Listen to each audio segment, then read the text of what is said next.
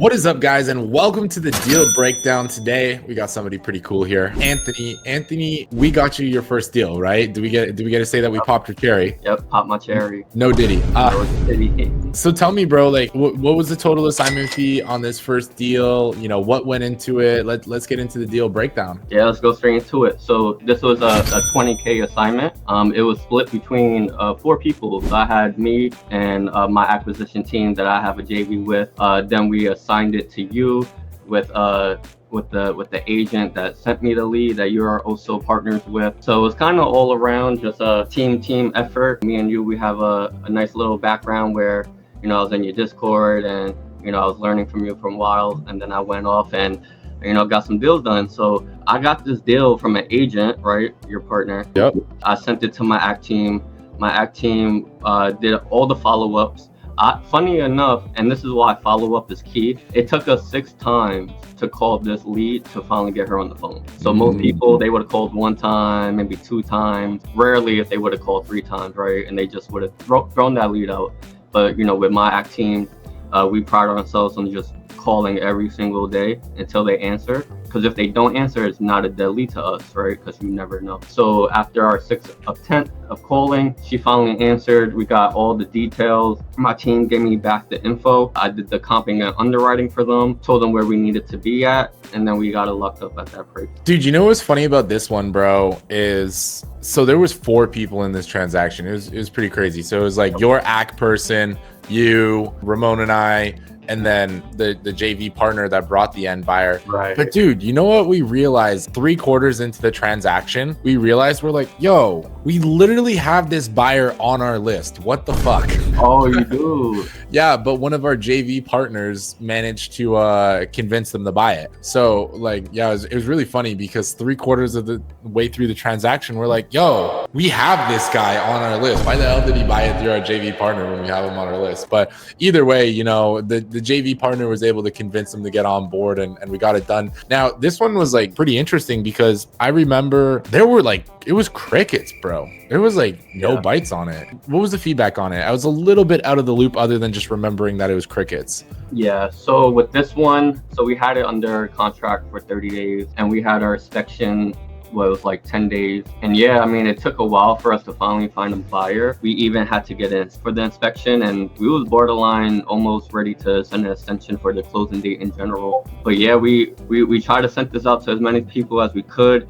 The feedback that we were getting, which I've been getting for a lot of these properties, because this is a flooded property, right? It's just nobody knows what the market is going to be in a couple months from now with these flooded properties, right? So we could run comps and we're seeing 900K ARV, $1 million ARV, but this is all pre-flood, right? Like 2 hurricanes. So a lot of investors, their concern is, will the property have that same ARV 3 months from now? Yeah. Right? So I think that was the issue with a lot of flooded properties. Because I had another lead that was $1 million property flooded. I mean, I was able to lock that up at like in the 400K range, and still nobody was interested just because of all the flooding. It's so speculative, bro. It's number one, the whole street looks like shit. So it's like, does anybody really want to live there anymore? Right. And then number 2, like all the comps are from before the storm. There's very few comps after the storm. So it's very, very speculative. There's no solid data.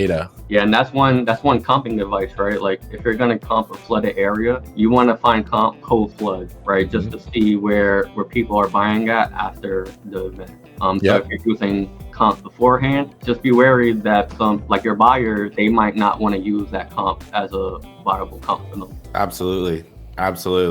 So tell me, bro, what was your journey like to getting your first deal? Was it like pain and misery, or was it not that bad? No, I mean, so some quick high level stuff about my story. I actually quit my 9-to-5 job to jump into wholesaling full time. Just no deals done, no like sense of direction of where I was going. I mean, I joined Sub 2 before quitting, and I did a couple Zoom, but you know, it was a lot of like the hype of, hey, like you have a team behind you, you know, like you always come to us and we'll help. But you know, come to find out, I mean, you do have to do a lot of the work yourself. So it took from when I quit my job and getting this deal finally closed, took about like 7 months. So that's 7 months of me getting no paycheck, right? Me trying to find a way of paying the bills. And you had a baby. And I had a baby. So my daughter, 2 days, she's gonna be 4 months. So I quit my job 7 months ago. My baby's gonna be 4 months old. Well, just imagine the pressure of having to provide for my family, get a deal done just to have the proof of concept, right? Like prove to my family, prove to my spouse and everything, like, hey, I didn't just quit to fail. Like I'm really like betting on myself, and I had to prove that, I made the right decision. After all the work and networking and learning and just doing the thing, right? I think that's the most important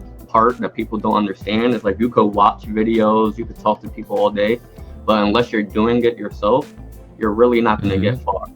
So it took all this time doing it, solving solutions. Like most people could have just been like, oh, I can't find a buyer for this deal, let me send a cancellation contract. But no, like I worked extra hard to try to find a way to make this work. I was happy with, outsourcing it to, work with a JV partner like yourself. Even if I came out with a, 5K assignment fee versus what I could have got like a 10, 15K, depending on the buyer. And that's something we could talk about too. I'm okay with the 5K assignment fee because I was able to work with people that, I networked with before and get the deal done. But yeah, it was hard. You really got to do the work. You really got to, put in the pain every day. So what I did was I set this up in a way where it's a system. So yes, I used to be the one calling people. I used to be the one, gathering all the information and, underwriting and then sending out the contract and then finding a buyer. Did that all by myself. Now what I did was I partner up with a group of young kids that, there's 2 of them. They're out in Arizona. They're like really trying to hustle. So I had them do all my acquisition stuff. I just gave them some like guidelines of like, how they could approve their calls, how they could approve, certain things on, in terms of negotiations. And that really helped out with allowing me to have more free time. So really all I did in this deal was just provide a lead. And I mean, if you really think about it, I didn't even get the lead myself. So really, right? So really I got paid just for like having a system in place. And anybody could do that, right? Like you don't have to be the person who's on the phone every day. You don't have to be the person trying to close a deal. You just have to be that person that could put together people and systems to make it work. I mean, now all I gotta do is sit back, relax, keep feeding leads, and basically they just close themselves and sell themselves. Nice. So you're working smart, not hard. Correct. Yeah. Dude, that's pretty cool. Man, 7 months and you didn't give up. There's not many people that will do that. Like so many people will barely even go for 30 days before giving up. And I was close. You know how like, those memes where it's like, oh, you're, on the top half is somebody that quit and the diamond's right there. Another person that kept going. Let's pull up that meme, diamond. This is the one that you're referring to, right? Yeah, it's like you could be so close, but you don't know, right? And I bring this up to say, like, yeah, there was times where I did feel like, all right, let me reroute my plans and do something else. I even told one of my associates in the wholesaling field, like, hey, like if I don't get a deal closed by the end of February, I might have to go out and look for a 9-to-5 job again. Right. So, by the grace of just hard work, I mean, I didn't just get 1 deal. Now I got 2 deals. Yeah. You got one closing next week. How much you gonna make on that next one? Tomorrow is closing. Oh, tomorrow. Brain fart. Yeah, that is tomorrow. How much you making on that one? So that one, not as much. The assignment overall was just a 2K assignment, but mind you, this was another time of the essence type of deal. Like we literally had, I believe, 5 days left of the contract, and we was able to get a buyer to submit EMD and commit to closing within 3 days. This second deal was actually supposed to close the same day as our deal closed, but title had waited to run title. So I sent them. Oh, bro! I sent them all the documents on the Monday. They didn't open up escrow till that Friday. So it took them a whole week just to open up escrow. No bueno, bro. Title can kill your deal. I had this whole vision like, I'm going to be like, hey, I got my first 2 deals closed at the same date. I got 2 checks on the same date, my first and second deal at the same time. But now I got to be like, I got it a week apart. Now, don't say the name, but was it the same title company that we did our deal at? Same title company, but just because it's different states. So the one we closed was in Tampa. The second deal is in St. Louis, Missouri. Yeah, it's, I was going to say I'd send you a referral, but St. Louis, Missouri, bro, where the hell is that? Right. Which, I mean, oddly enough, we're actually getting a few deals locked up there, because even though we just closed 2 deals, we have a few in our pipeline that we're trying to dispo. Because I do nationwide, I get leads all over, so we're working a whole bunch of different leads. And that's something I also want to tell all the newbies watching this, right? Like, I know how hard it is to find someone to really sit there and mentor you and do a lot of one-on-ones. And I was doing that before I even got my first deal, right? Being in the sub-2 community, just putting myself out there in the post and adding people and communicating. I talk to a lot of people every single day. I maybe talk to about 3 to 5 people. Majority of them are brand new. So I'm over here without a deal, but I've been an agent for 2 years too. So I understand real estate, and I did a lot of research on understanding wholesaling in general. So a lot of times I'm over here teaching newbies, and they're telling me like, hey, you explained this to me so well that I understand this, versus someone that's been in sub-2 for, you know, years on years on years, and they had like no clue what that person was saying. So I really do find pride in, you know, educating people, and that's kind of where I want to go from here, is, you know, bringing on, you know, newbies, helping them get their first deal, and really spending that time to, you know, teach them, nurture them, and, you know, get them to the place where they want to be. It's just helping each other out, like 2 newbies helping each other out. And that's kind of like what you did with that deal, is like you had another newbie calling your leads, you supplied the leads, you supplied the systems, you know, played matchmaker and connected, you know, the deal with the dispo and whatnot. Yeah, I mean, even the person that sent us the lead, right?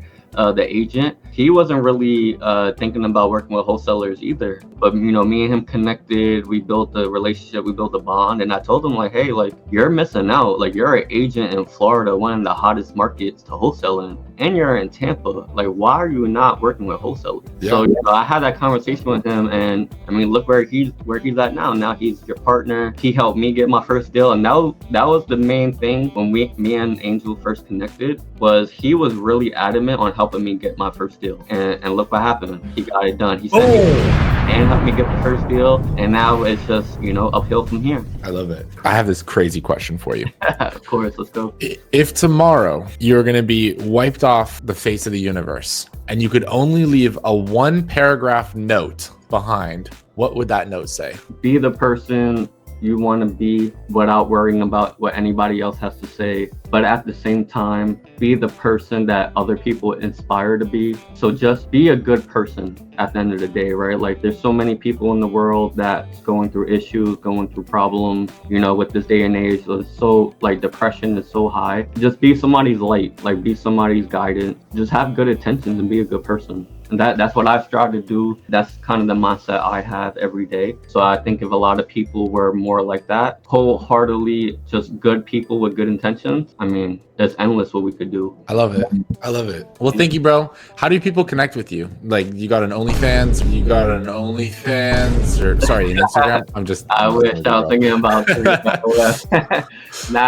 So had it have gone to 9 months, we might have had to explore that. Yeah, right. I might have to do some shady things to put food on the table for sure. So I actually just created a YouTube channel that I'm gonna start, you know, posting on there. The name of it is Anthony Perez Life is Wealth. I'm sure if you just type that into the YouTube search bar, it'll pop up. We'll put it in the description as well. Send it to me and I'll put it in the description. Yep, appreciate that. If you want to reach me on Facebook, my name is Anthony Perez. Kind of have the same look. There's a lot of Anthony Perez, but you'll see me with the sub-2 hat. And then I'm gonna create an Instagram pretty soon, so I'll send that to you if you could throw that in the chat as well. For sure, bro. Well, thank you so much for coming on. Thank you for doing a deal with us. I'm really, really happy that we got to pop your cherry and get you your first deal. Thank you for that, bro. Like, you know, and I would say too, for the people watching this, definitely join Nate's Discord 1000%. I mean, like, even if you're not in there every day, just being in there and just seeing all the new people joining and seeing people post their wins. And I would suggest do join the virtual office, do a breath work at 5 p.m. Eastern time, right? Just do it, all right? And it will definitely help you. Even if you don't stay, it will help create that mindset. Nathan has a good community, people that have a good mindset, and you do a really good job trying to, you know, teach that mindset to people. Thank you, bro. Yeah, definitely check out his Discord, and if you have a Florida deal, send it to Nathan. He's gonna get it sold for you. Let's go. Sure. All right, appreciate you, Anthony. I'll see you in the next deal. Have a good one.